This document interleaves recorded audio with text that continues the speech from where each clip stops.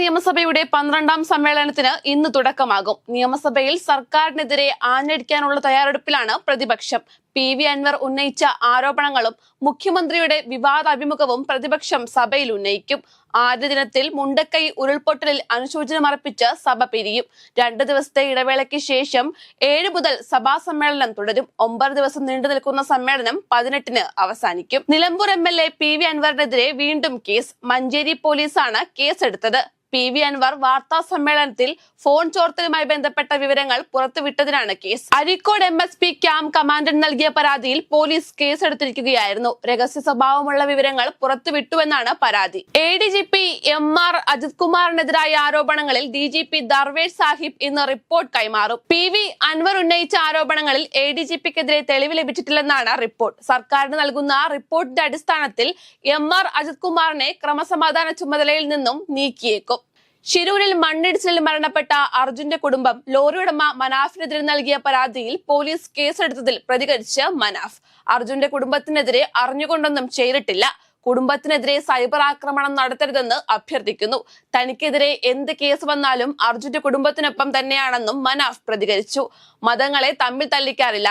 അനാവശ്യമായി തന്റെ ഫോണിലേക്ക് ആരും വിളിക്കരുതെന്ന് അഭ്യർത്ഥിക്കുന്നുവെന്നും മനാഫ് പറഞ്ഞു. കലാപാഹ്വാനം ഉൾപ്പെടെയുള്ള വകുപ്പുകൾ പ്രകാരമാണ് മനാഫിനെതിരെ കേസെടുത്തിരിക്കുന്നത്. PR ഏജൻസികളുടെയും RSSന്റെയും സംയുക്തമായ PRSS ഭരണമാണ് സംസ്ഥാനത്ത് നടക്കുന്നതെന്ന് ഷാഫി പറമ്പിൽ MP.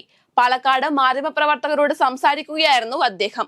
മുഖ്യമന്ത്രിയുടെ അഭിമുഖം ഇംഗ്ലീഷ് മാധ്യമത്തിൽ അച്ചടിച്ചു വന്നത് BJP നേതാക്കളെ തൃപ്തിപ്പെടുത്താനാണെന്നും വിവാദമായപ്പോൾ തിരുത്തുമായി വന്നിരിക്കുകയാണെന്നും അദ്ദേഹം വിമർശിച്ചു. 56 വർഷം മുമ്പ് ലേ ലഡാക്കിൽ വിമാനാപകടത്തിൽ മരിച്ച മലയാളി സൈനികൻ തോമസ് ചെറിയാന്റെ സംസ്കാരം ഇന്ന് നടക്കും. പാങ്ങോട് സൈനിക ക്യാമ്പിലെ മോർച്ചറിയിൽ സൂക്ഷിച്ച മൃതദേഹം രാവിലെ 10:30 സൈനിക അകമ്പടിയോടെ പത്തനംതിട്ട ഇലന്തൂരിലെ കുടുംബ വീട്ടിലെത്തിച്ചു. പൊതുദർശനത്തിനും വീട്ടിലെ ചടങ്ങുകൾക്കും ശേഷം പകൽ 12:30 വിലാപയാത്രയായി ഇലന്തൂർ കാലൂർ സെന്റ് പീറ്റേഴ്സ് പള്ളിയിൽ എത്തിക്കും. പള്ളിയിലും പൊതുദർശനത്തിന് അവസരമൊരുക്കും. തുടർന്ന് 2 മണിയോടെ സംസ്കാര ചടങ്ങുകൾ നടക്കും. സംസ്ഥാനത്ത് ഇന്ന് ഇടിയോടുകൂടിയ മഴയ്ക്ക് സാധ്യതയെന്ന് കേന്ദ്ര കാലാവസ്ഥാ വകുപ്പിന്റെ മുന്നറിയിപ്പ്. ഒറ്റപ്പെട്ട ശക്തമായ മഴയ്ക്ക് സാധ്യതയുള്ളതിനാൽ ഇന്ന് 4 ജില്ലകളിൽ യെല്ലോ അലർട്ട് പ്രഖ്യാപിച്ചു. ഇടുക്കി, എറണാകുളം, പാലക്കാട്, മലപ്പുറം ജില്ലകളിലാണ് യെല്ലോ അലർട്ട് പ്രഖ്യാപിച്ചിരിക്കുന്നത്. ലക്ഷദ്വീപിന് സമീപം ചക്രവാത ചുഴിയും രൂപപ്പെട്ടിട്ടുണ്ട്. തെലങ്കാന വനം വകുപ്പ് മന്ത്രി കൊണ്ടാ സുരേഖയ്ക്കെതിരെ മാനനഷ്ടത്തിന് പരാതി നൽകി നടനും നാഗചൈതന്യയുടെ പിതാവുമായ നാഗാർജുന. മന്ത്രിയുടെ ആരോപണങ്ങൾ തന്നെയും കുടുംബത്തെയും അപകീർത്തിപ്പെടുത്തുക എന്ന ഉദ്ദേശത്തോടെയാണെന്നും ഇത് ക്രിമിനൽ കുറ്റമാണെന്നും നഷ്ടപരിഹാരം വേണമെന്നും പരാതിയിൽ പറയുന്നു.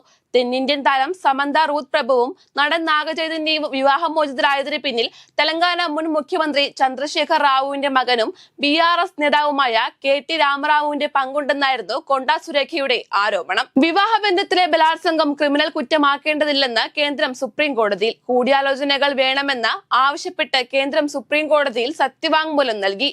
ഭർത്തൃ ബലാത്സംഗം ക്രിമിനൽ കുറ്റമാക്കുന്നത് സുപ്രീം കോടതിയുടെ അധികാര പരിധിയിൽ വരുന്നതല്ലെന്നും ഇത് നിയമവിഷയത്തെക്കാൾ സാമൂഹ്യമായ വിഷയമാണെന്നും കേന്ദ്രം സുപ്രീം കോടതിയിൽ പറഞ്ഞു.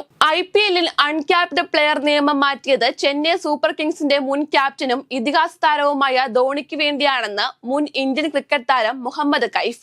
IPL കളിക്കണമെന്ന് ധോണി ആഗ്രഹിക്കുന്നതുവരെ നിയമങ്ങൾ മാറ്റിക്കൊണ്ടിരിക്കുമെന്നും കൈഫ് പറഞ്ഞു.